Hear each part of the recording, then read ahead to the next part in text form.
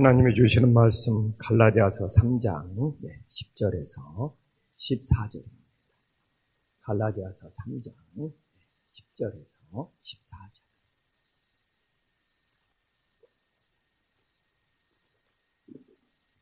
갈라디아서 3장 10절에서 14절 한 절씩 교독하겠습니다. 무릇 율법 행위에 속한 자들은 저주 아래 있나니 기록된 바 누구든지 율법책에 기록된 대로 모든 일을 항상 행하지 아니하는 자는 저주 아래 있는 자라 하였습니다. 하나님 앞에서 아무도 율법으로 말미암아 의롭게 되지 못할 것이 분명하니 이는 의인은 믿음으로 살리라 하였습니다. 율법은 믿음에서 난 것이 아니니 율법을 행하는 자는 그 가운데서 살리라 하였습니다. 그리스도께서 우리를 위하여 저주를 받은 바 되사 율법의 저주 아래서 우리를 속량하셨으니 기록된 바 나무에 달린 자마다 저주 아래 있는 자라 하였습니다. 함께 읽겠습니다. 이는 그리스도 예수 안에서 아브라함의 복이 이방인에게 미치게 하고 또 우리로 하여금 믿음으로 말미암아 성령의 약속을 받게 하려 합니다. 아멘. 네. 오늘도 새벽을 깨워 우리 성도님들에게 귀한 은혜가 있기를 소망합니다. 오늘 보면은 왜 우리가 율법 아래 있지 않냐고 복음 아래 있어야 되는지 오늘 갈라디아서가 우리에게 너무나 잘 전해주고 있습니다. 우리가 10절에 보면 무릇 율법 행위에 속한 자들은 저주 아래 있는, 그러니까 지금도 율법 아래 있는 자들은, 율법에 속한 자들은 모두 저주 아래 있을 수밖에 없는 것입니다. 그런데 오늘 이렇게 율법뿐만 아니라 율법과 행위를 함께 써서 율법 행위에 속한 자들은 저주 아래 있나니 이렇게 말씀하고 있습니다. 근데 왜 율법에 속한 자들이 저주 아래 있느냐? 10절에 답을 이야기를 해주고 있어요. 율법책에 기록된 대로 모든 일을 항상 행하지 아니하는 자가 저주 아래 있다는 것이죠. 그러니까 율법이 지금 사도 바울이 말하는 지금 이 율법의 행위가 613가지입니다. 613가지. 그러니까 이 613가지 중에 하나라도 행하지 아니하면 저주 아래 있는 것이죠. 그러니까 612가지를 잘 지켰습니다. 근데 612가지를 지켰는데 그 중에 하나만이라도 지키지 아니하면 오늘 10절에 저주 아래 있다고 분명히 말하고 있습니다.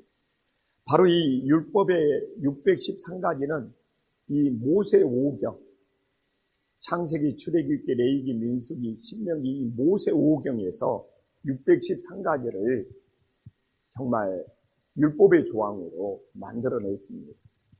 그 중에 248가지, 제가 그거 안 잊어보려고 2의 공약수절, 248, 248가지가 지켜라는 명령입니다.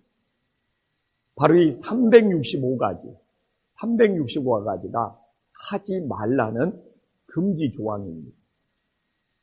365가지 이 금지 조항을 1년이 365일이기 때문에 1년 365일에서 나왔기 때문에 이 365가지가 금지 조항입니다.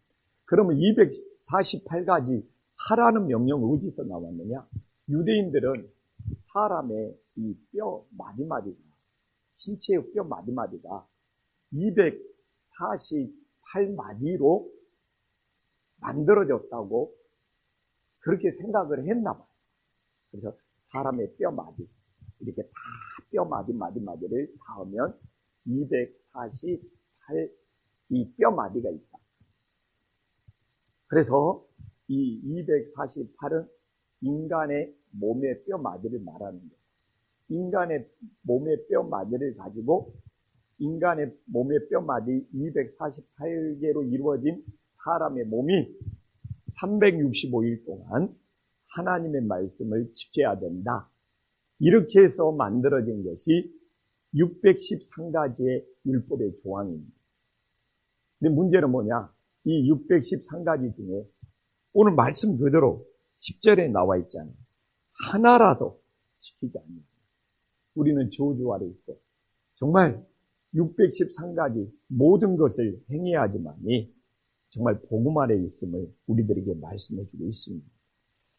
그렇기 때문에 사도 바울은 이 이야기를 하는 것이 뭡니까?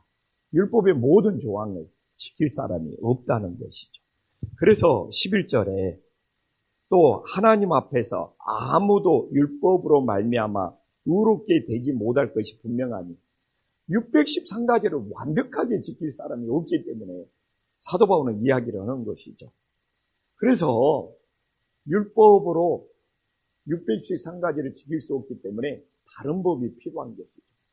그래서 그 다른 법이 뭐냐? 오늘 11절에 말하잖아요. 이는 의인은 믿음으로 살리라 하였습니다.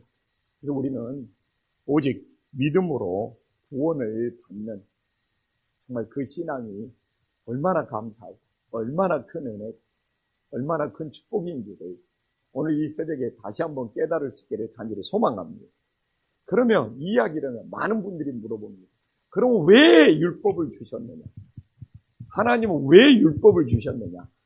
우리가 율법으로 구원도 못 받고 오히려 율법의 행위로는 613가지 중에 하나라도 안 지키면 저주 아래에 있는데 하나님 왜 굳이 율법을 주셨느냐?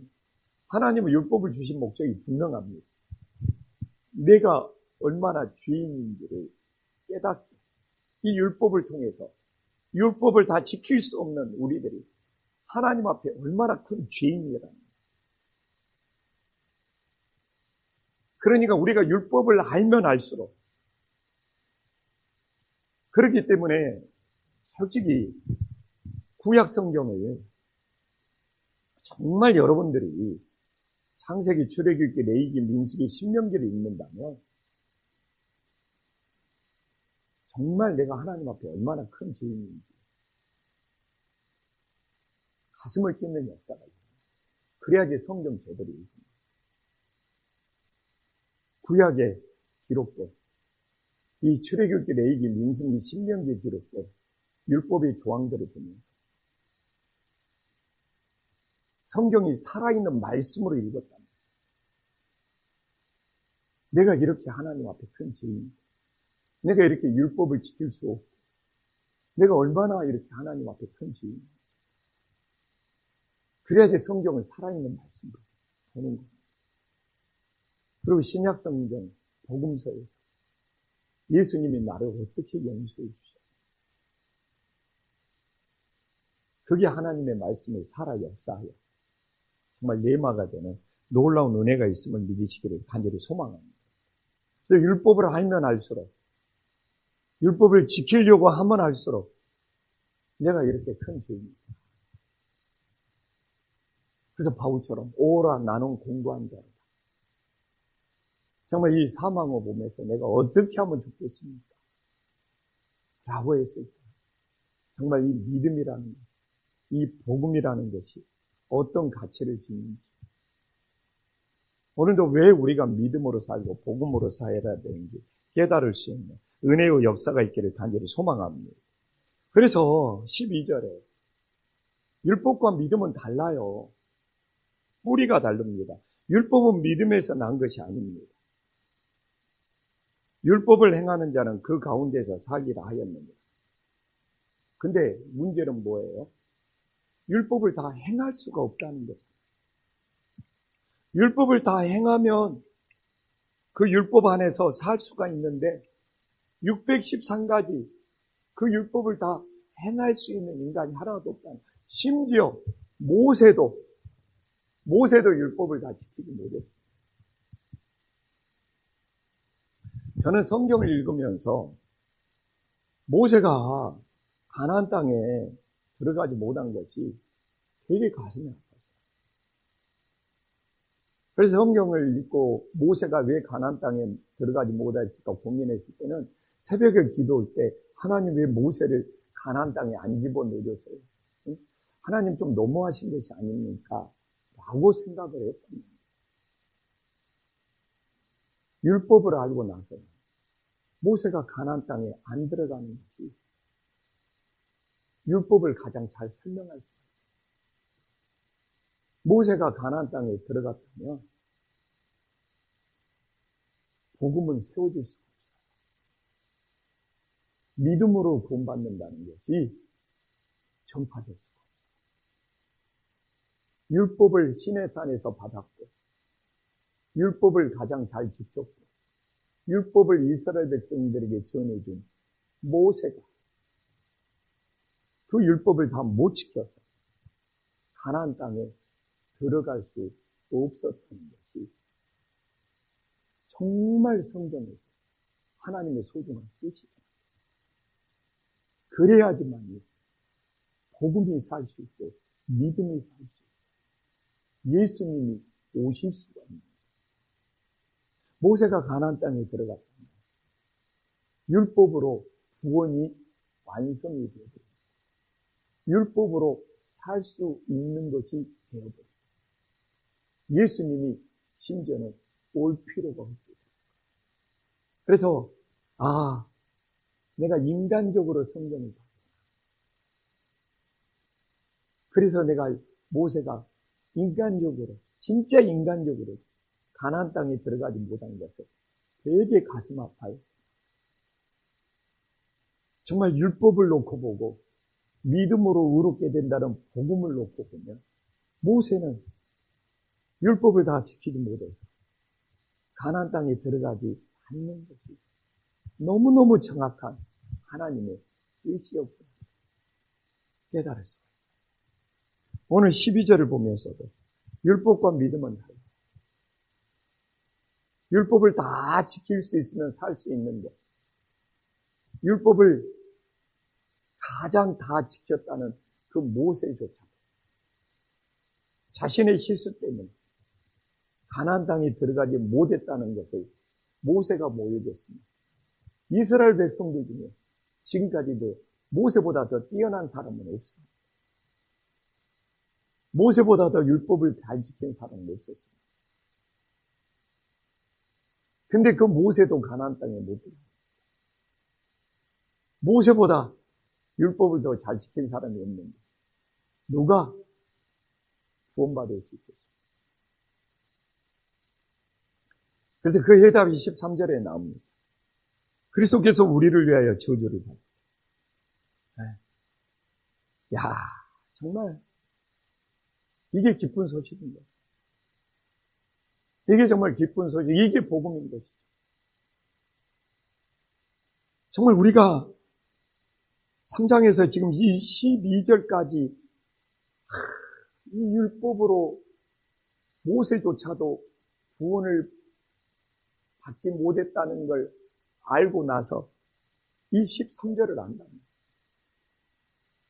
지금 제가 이것을 전하는 저조차도 가슴이 뜨거워요. 정말 예수님이 이 그리스도께서 영시기를 위하여 나를 위하여 십자가에서 저주를 받았다.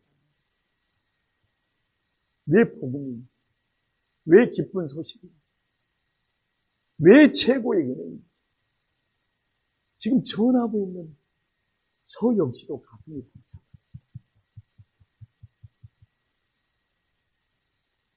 저는 율법의 613가지가 우리들에게 얼마나 큰 좌절감을 주는 건지를 알고 있어요. 얼마나 큰 좌절감을 주고, 얼마나 큰 죄책감을 주고, 얼마나 큰 절망감을 주는 것인지 알고 있어요. 심지어는 모세조차도 가나안 땅에 들어갈 수 없도록 가로막은 것을 알고 있어요. 그런데 그리스도가 영시기를 위하여, 여기 있는 우리 성도님들을 위하여 대신 저주를 받았다는 거죠. 율법의 저주에서 우리를 속량하셨어요. 근데 왜 이 속량이라는 말을 쓰는지 압니까? 이 속량이라는 것은, 속량이라는 것은 죄값을 지불해야 돼요. 죄값을 지불해야 돼요. 이 제가 말하잖아요. 이 테텔레스타이. 예수님이 십자가에서 죽으시면서 요한복음 19장 30절에 다 이루었다. 이 테텔레스타이. 속량이 우리의 죄값을 다 지불했다. 이 노예 시장에서 노예를 풀어주려면, 노예를 자유케 해주려면 그 노예의 몸값을 다 지불하는 것이 테텔레스타, 속량이라는 뜻입니다. 예수님이 십자가에서 저의 죄값을 다 지불해 줬다. 그런데 예수님이 십자가 나무에 달려서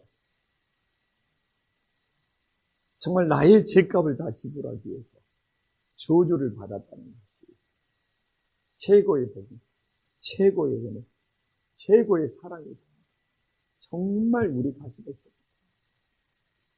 우리들이 다시 율법의 은혜로 돌아가는 일이 없기를 간절히 소망합니다.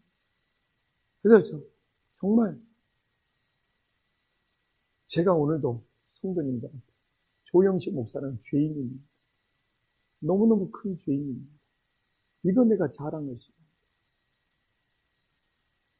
내가 목사로서 하나님 안에서 무슨 일을 했고 내 행위가 뭐냐 그건 이제 앞으로 내 인생에서 자랑할 수가 없어요. 왜? 그 행위로 구원받는 것이다. 나는 목사를 하면서 교회를 개척했다. 교회를 이만큼 부흥시켰다. 이거 자랑 못할 거야. 왜? 이걸로는 구원을 못 받아. 이 행위로는 내가 천국에 갈 수 없어. 그래서 신앙생활하면서 내가 교회에서 뭐 좀 했네. 근데 이 행위를 자랑하는 것이 자신도 모르게 율법에 갇힌다는 것을 우리 성도님들이 너무 모르는 거예요. 우리가 오늘도 얼마나 큰 죄인, 이 큰 죄인, 정말 예수님이 내 대신 십자가에서 저주받으신 그 속량의 사랑, 얼마나 큰지를 정말 그 은혜를, 그 감사를 살아갈 수 있는 주님의 자녀들이 되기를 간절히 소망합니다. 기도하겠습니다.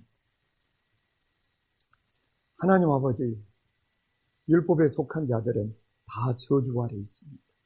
누가 율법의 613가지를 다 지킬 수 있습니까?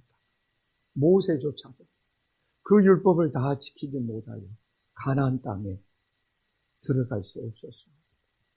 그런데 주님께서 왜 율법을 주셨습니까? 이 율법을 통해서 이 율법을 다 지키지 못하는 우리 인간이 내 자신, 하나님 앞에 얼마나 큰 죄인이라는 것을 정말 깨닫게 해주시니 하나님의 놀라운 뜻이 있음을 정말 발견하게 하여 주시옵소서. 율법을 통해서 주님, 내가 얼마나 큰 죄인입니까? 정말 이 율법을 통해서 이렇게 큰 죄인입니다. 정말 예수님을 만날 수 있었다는 것, 얼마나 큰 은혜, 얼마나 큰 감사인지를 가슴 깊게 새기게 하여 주시옵소서. 주님, 정말 예수님께서 우리를 위하여 십자가에서 저주를 받았습니다. 이 십자가의 속량, 이 테텔레스타, 우리의 죄값을 다 지불해 주시고 그 예수님의 사랑, 정말 너무너무 감사합니다. 오늘도 기도하는 것이 주님의 은혜요, 주님의 사랑이요, 주님의 축복임을 고백하게 하여 주시옵소서. 예수님의 이름으로 간절히 기도 올리옵나이다. 아멘.